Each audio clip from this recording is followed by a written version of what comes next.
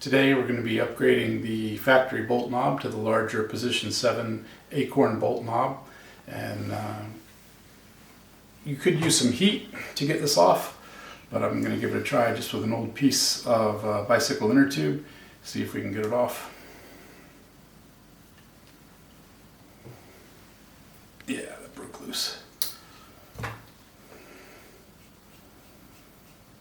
Comes right off. We're going to get off the old factory Loctite, clean it up just a little bit, make sure it's good. Add just a little bit of blue Loctite so that we can remove it later if we want, but keep it from coming off during a match. Just put a drop on there. Screw on the new knob.